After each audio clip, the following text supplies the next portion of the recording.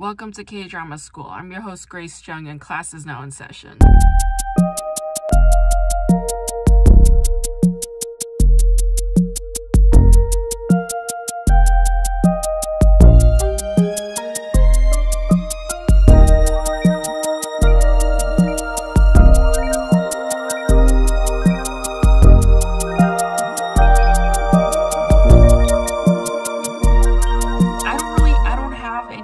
Updates really, you guys. I'm honestly lately my whole world, my attention is absorbed in writing another book. That's all I've been doing. I've been participating in the National Novel Writing Month, NaNoWriMo they call it, right? It's been around since the late 90s, I believe. And every year that they would do this, I would just be like, how can a person write a novel in a month? That sounds absurd. It sounds ridiculous. A novel should take years to write, but no. I've been doing it. It's day 20 today, and it is absolutely doable. It is absolutely manageable. If you want to write a book, you can absolutely write a book in 1 month. All you have to do is just write it every single day. Yeah, just every day. Sit at your laptop, sit at your desk, open a notebook, whatever it is, just write it. Just write a few words every single day, and by the end of the month, you will have a book. It's astounding, but it's as simple as that. So that's where my attention has been absorbed in, and that is why these monologues and these podcast episodes happen to be a bit shorter. Today, I'm going to be talking about the show Was It Love, which is a JTBC drama from the year 2020. It came out during the summer, and I think it aired until September or something like that.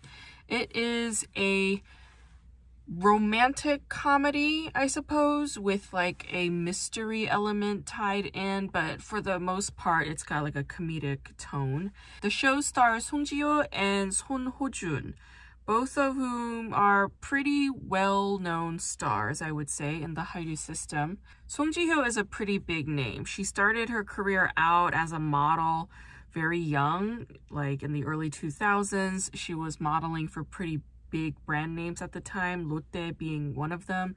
And she was in the show Princess Hours, which had Yoon Eun-hae and Ju Ji-hoon.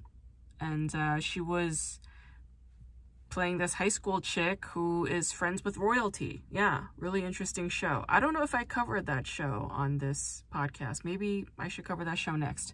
In any case, Song Ji-hyo not only did that, but she was in a hugely successful domestic hit, a film called Frozen Flower, which was a very sexually frank film, and she had to be nude in many scenes, and I was like, wow, it's a pretty daring role, but she was very good in that film, and I was very impressed by her versatility, because not only does she do these dramatic roles that require nudity and sex, but she's also in a very popular variety show called Running Man, which has been on air since 2010, and apparently it's still airing. I used to watch that show years ago, and I had to stop because I was like, okay, I get the formula. It's the same exact formula. People chase each other and they have to rip tags off of each other's backs. I get it, and it's still on air. I mean, for me, that gets old, but generally people appreciate regularity, so there you go. There you have it. She's still in the show. And this is a family program, you see? So again, this points to Song Ji-hyo's massive versatility as a performer and an actor. Was It Love also stars Son Ho-jun, who we all know from the show Reply 1994. Son Ho-jun was also in the show Go Back Couple alongside Jang Na-ra. And he was also in the show The Light in Your Eyes, which is a weird show. I do want to cover that show on this podcast at some point, but Son Ho-jun was hilarious in The Light in Your Eyes. I mean, that show, The Light in Your Eyes, it's a very dramatic show, but oh my gosh, was he funny in that show. I was very impressed by his performance. So if an actor is funny and good at dramatic stuff, then it makes him a really excellent actor. That's what you get in my book. This show was not a huge success by any means, but it has a very interesting premise. So you have a teenage daughter raised by a single mother, and she is trying to figure out who her father is. Yeah, that's the whole thing. And you also have a woman who happens to be a single mother who is trying to lift her career off as a film producer, but she can't because the guy that she was working for swindled her out of all of her money and took all of the money and just ran with it. Just ran away, disappeared. All right. So it's like this typical standard like moment that a lot of K-dramas start out with, right? It's like somebody scammed me and now I'm screwed. Help me out. How do I fix this? Yeah. So we have this like dual journey that we're on, right? This show points to another problem in South Korea that is not discussed very much, but it's kind of pointing to the stigma that single mothers live with. Single mothers who have children out of wedlock and then raise them, right? Like all the fingers get pointed at them.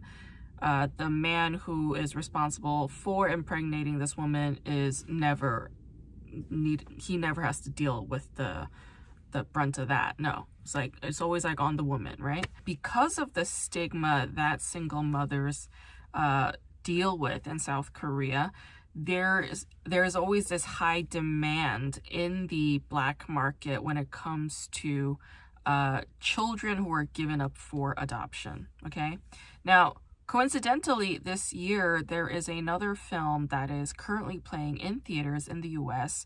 Not like, you know, you're not going to catch this like at every single theater, but you're going to find it at some select AMC theaters. You're going to definitely find it at some art house theaters, but it's called The Broker, and it stars IU and Song Kang-ho. And that film definitely dives into this world of like teen moms who have to give their children up for adoption because there is no social support for these young women. While this show, it doesn't dive into that dark world by any means, it does sort of point to the problem, and that's of course the melodramatic aspect of the show, right? It stirs the emotion, like the plight of the woman when she is pregnant and she doesn't want to get an abortion, she wants to have the baby. Like, here are the consequences, and part of the consequences is being shamed by her local society. It's like, oh, like what is a single mother's life like in South Korea, right? Oh, and also like, what is it like to be a teenage daughter of a single mother? Like, is there finger pointing? Is there shaming that that character has to deal with? For sure. I mean, this show does explore all of those things, which I appreciate. But yeah, this show was not at all a success. It didn't have high ratings. It wasn't like a huge deal by any means. Given that combination, I thought the show was worth checking out. But yeah, it didn't like blow me out of the water and impress me like crazy or anything like that.